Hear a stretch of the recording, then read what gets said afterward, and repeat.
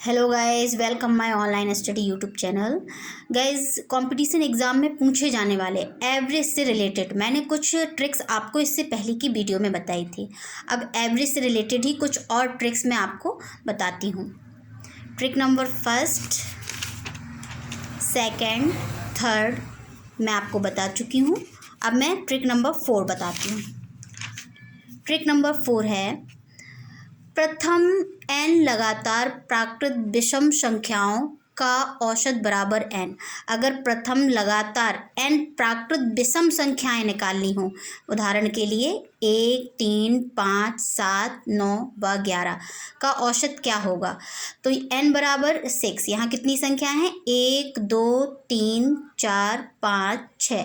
तो n बराबर 6। Formula क्या होता है कि विषम संख्याएं निकालने के लिए n। तो यहाँ पे n बराबर 6 मीन्स यहाँ इसका औसत होगा 6। अब ट्रिक नंबर हम 5 देखते हैं, प्रथम n प्राकृत संख्याओं के वर्गों का औसत। अब हमें यहाँ पे n प्राकृत संख्याओं के वर्गों का औसत निकालना है। तो इसके लिए ट्रिक होती है n+1 ब्रैकेट 2n+1/6। अब उदाहरण के लिए देखते हैं हम 1 का स्क्वायर प्लस 2 का स्क्वायर प्लस 3 का स्क्वायर प्लस 4 का स्क्वायर प्लस 5 का स्क्वायर का औसत क्या होगा? अब यहाँ पे कितनी संख्याएं हैं? 1, 2, 3, 4, 5। तो n बराबर क्या लिखेंगे हम यहाँ पे? 5। अब औसत बराबर क्या होगा?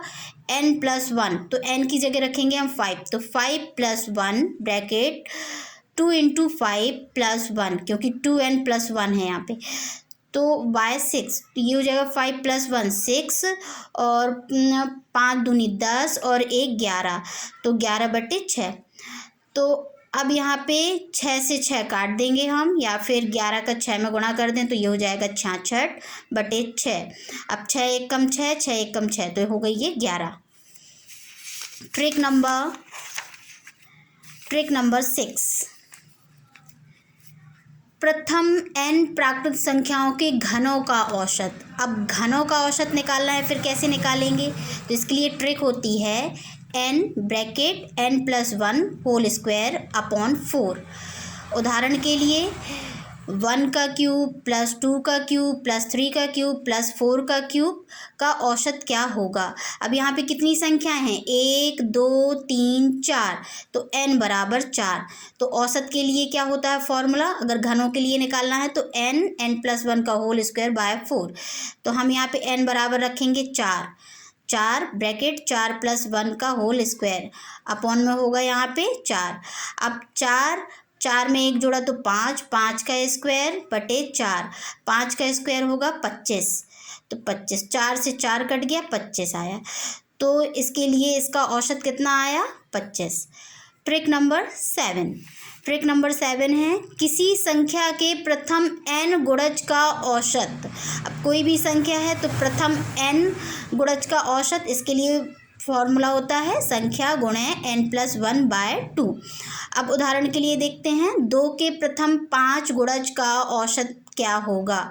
अब 2 के प्रथम 5 गुणज क्या होंगे? 2, 4, 6, 2, 4, 6, 8, 10।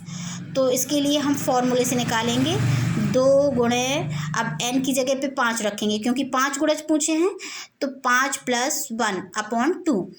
अब 5 और 1 को जोड़ा तो 6, तो 2 गुणे 6/2, 2 1 कम 2, यहाँ पे 6 आएगा आंसर। तो 2 के प्रथम 5 गुणज का औसत क्या होगा? 6। अब ट्रिक नंबर हम 8 देख लेते हैं, यदि a परिणाम का औसत n1 है और b परिणामों का औसत n2 है, तो सभी परिणामों को मिलाने पर औसत। इसके लिए फॉर्मूला होगा, ट्रिक होगी आपकी a गुणे n1 प्लस b गुणे n2 upon a plus b। आइए हम इसका सॉल्यूशन देख लेते हैं।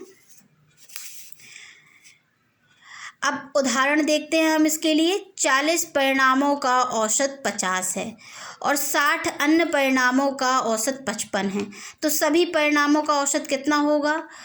तो यहाँ पे औसत बराबर फॉर्मूला क्या था? a × n1 plus b × n2 upon a plus b। तो यहाँ पे a × n1 plus b × n2 upon a plus b means 40 और प्लस 60। तो औसत बराबर 40 गुणे 50 प्लस 50 गुणे 55 अपॉन 40 प्लस 60 मीन्स 100। तो अब हम इसका गुणा करेंगे। 40 का 50 में तो आएगा 2000 और 60 का 55 में गुणा करेंगे आएगा 3300। अब इनको जोड़ेंगे हम तो आ जाएगा 5300 और बटे में 100। तो 2 जीरो से 2 जीरो कैंसिल होगा, ये आया 53। तो इसका औसत कितना निकला? 53। अब ट्रिक नंबर 9, यदि ए परिणामों का औसत बी है और बी परिणामों का औसत ए है तो सभी परिणामों का औसत बराबर, इसके लिए ट्रिक होगी 2ab upon a plus B. उदाहरण, 30 परिणामों का औसत 40 है और 40 अन्य परिणामों का औसत 30 है, तो सभी परिणामों का औसत कितना होगा? तो फॉर्मूला होगा इसके लिए 2ab मीन्स 2 गुणे 30 गुणे 40, 2 गुणे 30 गुणे 40। अब a plus B means 30 plus 40, तो ये हो जाएगा 30 का 40 में गुणा करेंगे आएगा 1200। तो 2 गुणे 1200 बटे 30 और 40 को जोड़ा तो 70। 1 जीरो से 1 जीरो कट गया यहाँ पे और हम इसका गुणा कर देंगे 120 का 2 में तो आ जाएगा 240 और फिर हम 7 से भाग देंगे, 7 × 21। अब 3 बचा तो यहाँ पे 7 चौके 28, 2 बचा, फिर पॉइंट लगाएंगे यहाँ पे तो 7 दूनी 14, फिर यहाँ पे 7 दूनी 14, फिर यहाँ पे 6 बचा तो 0 आ जाएगा, 7 8 56।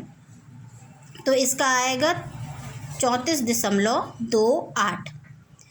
Thank you guys. और अगर आपको ये वीडियो अच्छा लगा है तो प्लीज़ लाइक करें, शेयर करें और सब्सक्राइब करें। थैंक्स।